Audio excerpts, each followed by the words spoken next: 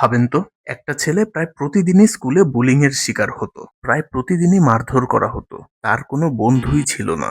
সেই ছেলেটাই আজকে পৃথিবীর সবচেয়ে ধনী মানুষ, 793 বিলিয়ন ডলারের মালিক।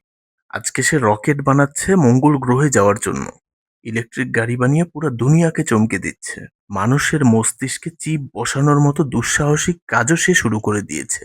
আমি বলছি ইলন মাস্কের কথা। আজকের ভিডিওতে আমরা ইলন মাস্কের জীবন কাহিনী জানব। আমার বিশ্বাস এই গল্প থেকে আপনি অনেক কিছু জানবেন এবং অনুপ্রাণিত হবেন। চলেন সরাসরি গল্পে যাই। 1971 সালের 28শে জুন দক্ষিণ আফ্রিকার প্রিটোরিয়া শহরে জন্ম নেয় একটি ছেলে। নাম রাখা হয় ইলন রিভ মাস্ক। তার বাবা এরল মাস্ক ছিলেন একজন ইঞ্জিনিয়ার। তার মা মে মাস্ক ছিলেন একজন মডেল এবং নিউট্রিশনিস্ট। ছোট ভাইয়ের নাম ছিল কিম্বাল এবং ছোট বোনের নাম টস্কা। ইলন মাস্ক ছিলেন কিছুটা অদ্ভুত টাইপের। অন্য বাচ্চারা যখন মাঠে খেলতো, ইলন তখন বসে বসে বই পড়তো। বলা হয় তার মেমোরি ছিল ফটোগ্রাফিক, একবার পড়লেই মনে থাকতো। মাত্র 10 বছর বয়সে তাকে কম্পিউটার দেওয়া হয় এবং সেই সময়ই সে কম্পিউটারে নিজে নিজেই কোডিং শিখে ফেলে। ইলনের যখন 12 বছর বয়স, তখন সে একটা ভিডিও গেম তৈরি করে। গেমটার নাম ছিল ব্লাস্টার। সেই গেমটি একটি ম্যাগাজিনে সে পরে $500 বিক্রিও করে দেয়। শুনতে মনে হচ্ছে তার জীবন অনেকটাই গোছানো ছিল, অ্যাকচুয়ালি ব্যাপারটা তেমন না। একটা সময় তার বাবা মার মধ্যে ছাড়াছাড়ি হয়ে যায়। তখন তাকে স্কুলে অনেক বুলি করা হতো।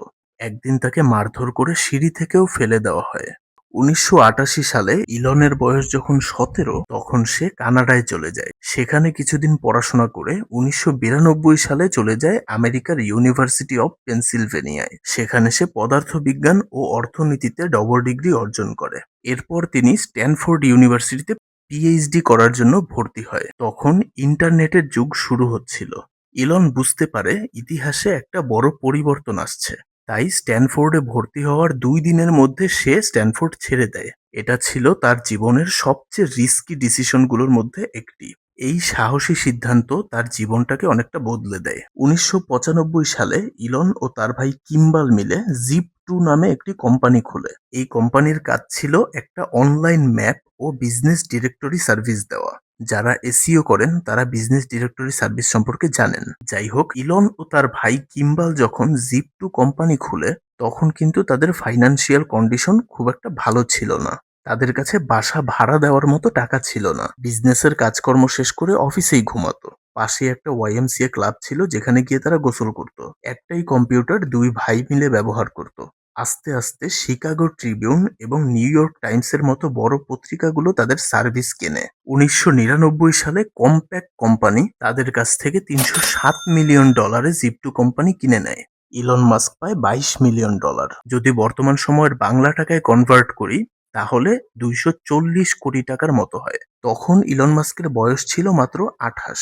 বেশিরভাগ মানুষ $22 মিলিয়ন পেলে তখন হয়তো সব কাজকর্ম ছেড়ে রিটায়ারমেন্টে চলে যেত, কিন্তু ইলন মাস্ক প্রায় সব টাকাই তার নতুন বিজনেসে ইনভেস্ট করে। নতুন বিজনেসের নাম হয় X.com। 1999 সালে এই কোম্পানি শুরু হয়। এটা ছিল পৃথিবীর প্রথম অনলাইন ব্যাংক ও পেমেন্ট সার্ভিস। মাত্র কয়েকদিনের মধ্যে প্রায় 2 লাখ মানুষ X.com এ সাইন আপ করে। পরে এক্স কোম্পানি কনফিনিটি নামের আরেকটা কোম্পানির সাথে মিলে হয়ে যায় পেপাল। 2002 সালে ইবে প্রায় $1.5 বিলিয়ন বিনিময়ে পেপাল কিনে নেয়। ইলন মাস্ক পায় $180 মিলিয়ন।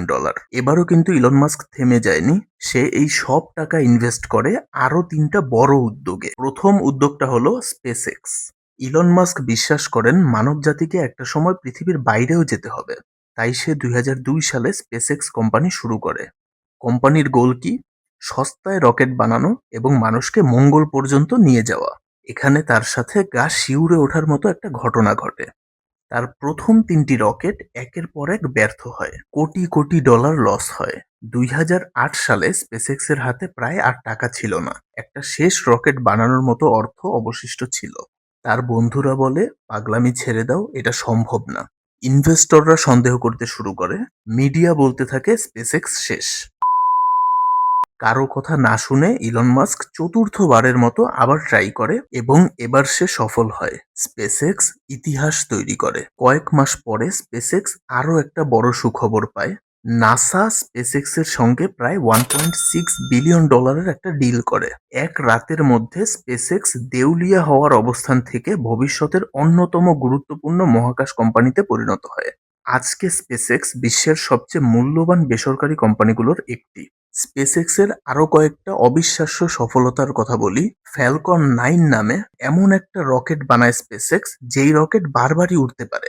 এর ফলে প্রায় 90% খরচ কমে যায়। তারা স্টারলিংক নামে একটি স্যাটেলাইট ভিত্তিক ইন্টারনেট সার্ভিস তৈরি করে।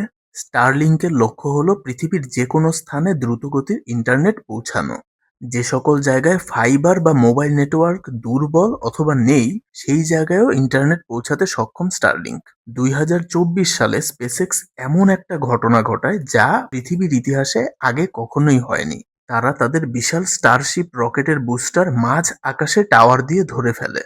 2025-এ স্পেসএক্স বছরে প্রায় 25টি স্টারশিপ লঞ্চের অনুমতি পায়। ইলন মাস্কের সেকেন্ড উদ্যোগটা ছিল টেসলা। অনেকে মনে করে ইলন মাস্ক নিজে টেসলা প্রতিষ্ঠা করেছে। ব্যাপারটা তাও না। 2003 সালে মার্টিন এবারহার্ড এবং মার্ক টারপেনিং নামে দুইজন তরুণ টেসলা কোম্পানি শুরু করে। পরে ইলন মাস্ক এই কোম্পানিতে ইনভেস্ট করে এবং এই কোম্পানির একটা বড় গুরুত্বপূর্ণ অংশ হয়ে ওঠে।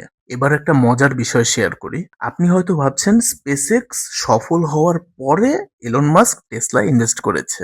এটাও ভুল। স্পেসএক্স যখন ব্যর্থ হচ্ছিল তখন থেকেই ইলন মাস্ক টেসলার সাথে সম্পর্কিত। একদিকে স্পেসএক্স যেমন দেউলিয়া হচ্ছে, অন্যদিকে টেসলাও ছিল ভয়াবহ আর্থিক সংকটে। এলনের লাইফে এমন একটা সময় এসেছিল যখন সে তার বন্ধুদের কাছ থেকে দৈনন্দিন খরচ চালানোর জন্য ঋণ নিয়েছে। তার সামনে একটা কঠিন সিদ্ধান্ত ছিল, সে স্পেসএক্স বাঁচাবে নাকি টেসলা। বলেন তো ইলন মাস্ক কি করে? এলন মাস্ক ডিসিশন নেয় সে দুইটা কোম্পানিকেই বাঁচানোর চেষ্টা করবে। আপনি চিন্তা করেন সে কত বড় রিস্ক নেয়। সে প্রায় তার নিজের অবশিষ্ট সব অর্থ দুইটা কোম্পানিতে আবার ইনভেস্ট করে। ধীরে ধীরে পরিস্থিতি বদলাতে শুরু করে। টেসলা রোডস্টার আস্তে আস্তে মানুষের নজরে আসে। এরপরে আসে মডেল এস, যেটা পুরা টেসলার ভাগ্য পরিবর্তন করে দেয়। মানুষ প্রথমবারের মতো বুঝতে পারে যে বৈদ্যুতিক গাড়ি শুধু পরিবেশ বান্ধবী না, বরং দ্রুত, আধুনিক এবং অনেক অ্যাট্রাকটিভ হতে পারে। টেসলার সেল বাড়তে শুরু করে। টেসলার উপর ইনভেস্টরদের বিশ্বাস আস্তে আস্তে বাড়তে থাকে। আজকে টেসলা শুধুমাত্র একটা গাড়ি কোম্পানি না, এটা ওয়ার্ল্ড ওয়াইড বৈদ্যুতিক যানবাহন শিল্পের রোল মডেল। আপনি একটা জিনিস চিন্তা করেন, একই সময়ে স্পেসএক্স ফেল করছে, টেসলা ফেল করছে। ঠিক সেই অবস্থান থেকে স্পেসএক্সও সফল, টেসলাও সফল। কোনো সাধারণ মাইন্ডসেটের মানুষের পক্ষে এমন রেজাল্ট আনা অসম্ভব। ইলন মাস্কের তৃতীয় উদ্যোগটি হলো নিউরালিঙ্ক। 2016 সালে ইলন মাস্ক নিউরালিঙ্ক শুরু করে। এই কোম্পানির পারপাস হলো মানুষের ব্রেইনে ছোট চিপ বসানো, যার মাধ্যমে শুধু চিন্তা করে প্যারালাইজড রোগীরাও কম্পিউটার কন্ট্রোল করতে সক্ষম হবে। 2025-এ নিউরালিঙ্ক 2জন রোগীর মস্তিষ্কে সাকসেসফুলি চিপ বসায়। তারা এখন মাউস কার্সার নিয়ন্ত্রণ করতে পারে, আবার টুকটাক গেমও খেলতে পারে। অলরেডি কানাডায় মেরুদণ্ডে আঘাত ও এএলএস রোগীদের জন্য ট্রায়াল শুরু হয়েছে। এত কিছুর পরেও এলন মাস্কের এনার্জিতে কোনো কমতি নেই। 2023 সালে সে এক্সএআই নামে একটা এআই কোম্পানিও শুরু করে। এক্সএআই এর এআই চ্যাটবটের নাম রাখা হয় গ্রক। এটা বর্তমানে চ্যাটজিপিটি এর ডিরেক্ট কম্পিটিটর। 2024-এর শেষের দিকে এক্সএআই $12 বিলিয়ন ফান্ডিং পায়। 2025 সালে গ্রক 4 রিলিজ হয়। এই কোম্পানির মূল্য বর্তমানে $50 বিলিয়নেরও বেশি। আচ্ছা, এর আগে একটা কাহিনী আছে। 2022 সালে ইলন মাস্ক টুইটার কিনে নেয় $44 বিলিয়ন বিনিময়ে। কেনার পরপরই সে টুইটারের নাম পরিবর্তন করে এক্স রাখে। এখন আমরা সবাই টুইটারকে এক্স নামেই চিনি। লাইফে এত এত রিস্ক নেওয়ার পরে, এত এত সফলতা অর্জনের পরে এলন মাস্কের সম্পদের একটা স্ট্যাট আমি শেয়ার করছি। 2024 সালের ডিসেম্বরে ইলন মাস্ক ইতিহাসের প্রথম মানুষ হয় যে $400 বিলিয়ন সম্পদ অর্জন করে। 2025 সালে সে প্রথমবারের মতো $500 বিলিয়ন ছাড়িয়ে যায়। 2026 সালের 9 জুন, অর্থাৎ গতকাল, ফোর্বস পাবলিশ করে ইলন মাস্কের নেটওয়ার্থ $793 বিলিয়ন। তার সম্পদের 58% আসে টেসলা থেকে, 27% আসে স্পেসএক্স থেকে এবং 8% আসে এক্সএআই থেকে। একটা ইন্টারেস্টিং ব্যাপার হলো, এত সম্পদ থাকার পরেও এলন মাস্ক টেক্সাসে একটা $50,000 ছোট প্রি-ফ্যাব্রিকেটেড বাড়িতে থাকে। 2012 সালে ওয়ারেন বাফেটের গিভিং প্লেজে অংশ নিয়ে সে জানায় তার বেশিরভাগ সম্পদই সে চ্যারিটিতে দিয়ে যাবে। এখনো পর্যন্ত ইলন মাস্কের জীবনের সফলতাটাকেই বেশি হাইলাইট করেছি আমি। কয়েকটা ব্যর্থতার ব্যাপারে বলা যাক। SpaceX এর কাহিনী তো আমরা জেনেছি। টানা ৩ বার তার রকেট ব্যর্থ হয়। PayPal এর সাথে থাকা অবস্থাতে তাকে সিইও পদ থেকেও সরিয়ে দেওয়া হয়েছিল। যখন সে Twitter বা X কিনে নেয়, তখন সেই Twitter বা X কেনার পরে এই কোম্পানির মূল্য প্রায় 70% কমে যায়। ২০২৫ সালে ট্রাম্পের শুল্ক নীতির কারণে টেসলার শেয়ার অর্ধেকে নেমে আসে। এছাড়াও তার পার্সোনাল লাইফ অনেকটাই কন্ট্রোভার্সিতে জর্জরিত। সেসব দিকে আমি যাচ্ছি না। একটা ব্যাপার দেখেন, এত প্রেশার, এত ব্যর্থতার পরেও কিন্তু সে থেমে থাকেনি। প্রত্যেকটা ব্যর্থতা থেকে নতুন কিছু শিখেছে, যেটা তার সবচেয়ে বড় শক্তি হিসেবে ধরা দিয়েছে। এখনো পর্যন্ত ইলন মাস্কের ওয়ার্ক এথিক সম্পর্কে বলা হয়, সে সপ্তাহে ৮০ থেকে ১০০ ঘন্টা কাজ করে। অফিসের ফ্লোরে ঘুমিয়েও, বাসা ভাড়া না থাকা সত্ত্বেও সে আজকে পৃথিবীর সবচেয়ে ধনী মানুষ। আশা করি গল্পটা ভালো লেগেছে। গল্পটা থেকে অনেক অনুপ্রাণিত হয়েছেন। আজকে এ পর্যন্তই। টাটা।